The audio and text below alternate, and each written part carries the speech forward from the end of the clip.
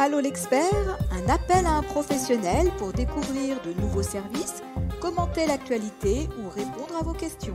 Une émission proposée par monimmeuble.com et animée par Isabelle Dahan. Bonjour, bienvenue dans notre émission Allô l'expert. Nous appelons un professionnel qui pourra répondre aux questions de nos lecteurs. Alors voici la question. Comment planifier et organiser efficacement un projet de rénovation énergétique? Je suis Isabelle Dahan, journaliste et fondatrice de monimmeuble.com et j'accueille aujourd'hui Sylvain Ravel, co-gérant de ABC Domus. Bonjour Sylvain. Bonjour. Alors un petit mot déjà sur la société ABC Domus. Écoutez, on est une entreprise spécialisée en maîtrise d'œuvre, en rénovation, réhabilitation et principalement depuis maintenant une petite dizaine d'années en rénovation énergétique de copropriété.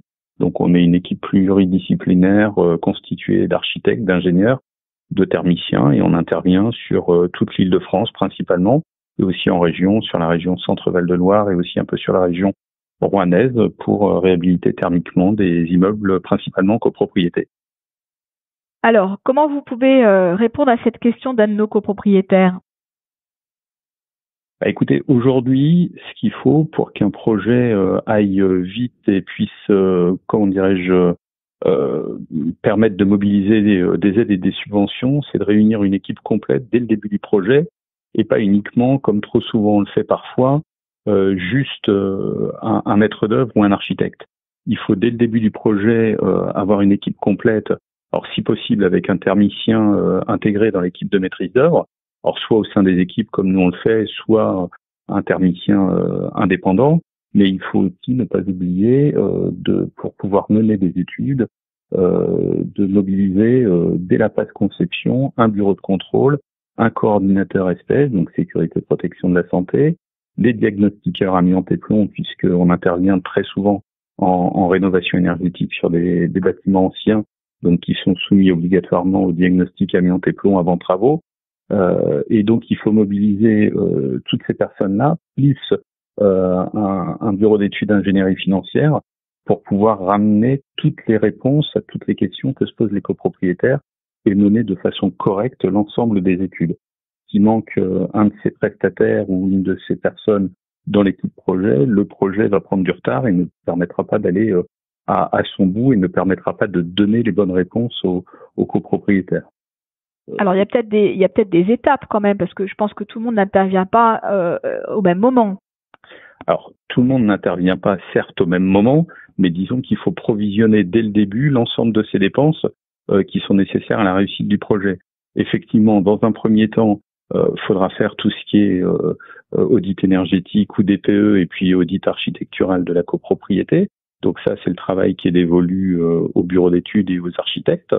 Mais assez rapidement, quand il va falloir construire un programme de travaux, il va falloir faire et lancer les diagnostics amiante et plomb.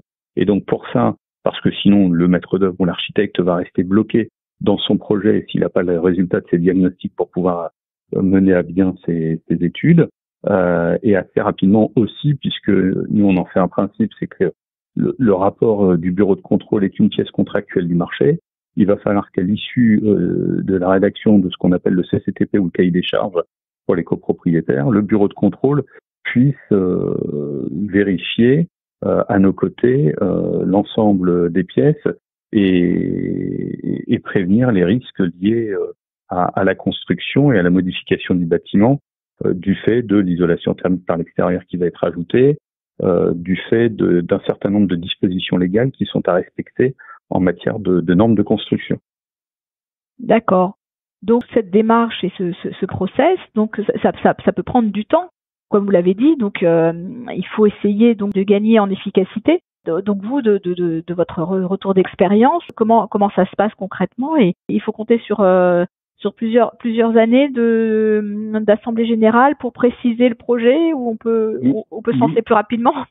Alors on peut se lancer plus rapidement. Nous, ce qu'on préconise à nos clients, et souvent c'est accompagné d'ailleurs au sein de nos offres pour rappeler les obligations des uns et des autres et pour permettre à nos clients de provisionner un certain nombre de dépenses inhérentes au projet, au-delà de l'offre qu'on fait, nous, on essaie de ramener des offres soit de partenaires, bureaux de contrôle, STF ou autres, ou de diagnostiqueurs, soit de donner un montant pour que le conseil syndical et le syndic puissent après, sur la base de ces montants qui auront été arrêtés en assemblée générale, permettre de missionner les intervenants au fur et à mesure du projet. Par exemple, le choix d'un maître d'œuvre peut représenter une somme peut-être de 15 ou de 20 000 euros d'études, mais au-delà de ça, quand on y rajoute le diagnostiqueur, le bureau de contrôle, le coordinateur SPS et puis l'ingénierie financière, c'est plutôt un budget de 70 000 euros qu'il faudra mobiliser dès la première assemblée générale. Et ça nous permettra de travailler avec nos clients pendant toute l'année et de les missionner au fur et à mesure des besoins et de l'avancée du projet pour pouvoir faire avancer le projet. Après, un projet de rénovation énergétique et en copropriété prend en général à peu près 1 an d'études entre le moment où on nomme son prestataire et le moment où on passe en vote des travaux. Mais là, une nouvelle fois, nous, ce qui est important pour nous de faire passer comme message, c'est que le but, c'est qu'il faut vraiment être dans l'accompagnement. Et donc, si le projet doit prendre plus de temps qu'1 an, doit prendre 14 mois, 16 mois, 18 mois, avec des réunions et des réunions publiques d'information tout au long du projet, pour permettre à nos clients de bien comprendre et bien intégrer le projet, il faut laisser le temps à chacun d'avancer, de s'approprier ce projet. Donc, je pense qu'il ne faut pas vouloir se mettre absolument un coup près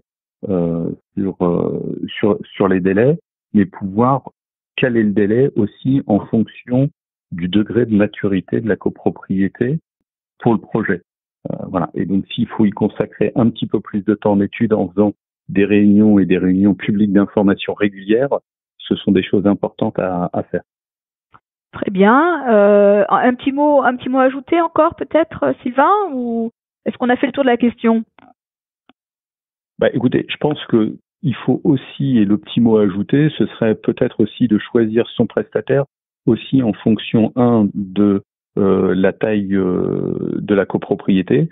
Je pense qu'aujourd'hui, confier des gros projets à des acteurs qui sont seuls et pas forcément structurés serait une prise de risque pour les copropriétaires. Voilà, ça, je pense que c'est un message qui est important à faire passer, et puis prendre des gens qui ont l'expérience dans ce domaine et qui ont déjà un bon retour d'expérience et sur des chantiers et sur des réalisations. Voilà, il y a un certain nombre de documents et d'informations qui sont disponibles et publics avec des prestataires comme nous référencés et qui sont garants d'un professionnalisme et d'un sérieux dans l'accompagnement et dans les études. Voilà. Donc, je pense que prendre par exemple sur Paris des prestataires qui sont référencés dans Éco-Rénovons Paris ou Coach Copro est un moyen aussi pour des copropriétaires de ne pas se tromper et puis surtout de choisir vraiment son prestataire aussi en fonction de la taille du projet à lui confier, parce qu'on confie pas les mêmes projets au même type de structure suivant la taille et l'enjeu financier en matière de montant de travaux et de montant de projet. Voilà.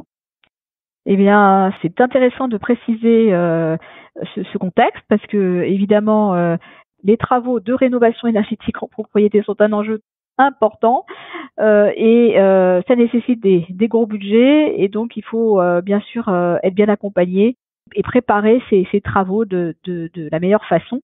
Donc, on ne manquera pas de suivre votre actualité. On vous retrouvera bien sûr dans les pages de monimmeuble.com et on vous remercie bien sûr d'avoir participé et d'avoir délivré ces conseils judicieux à nos lecteurs.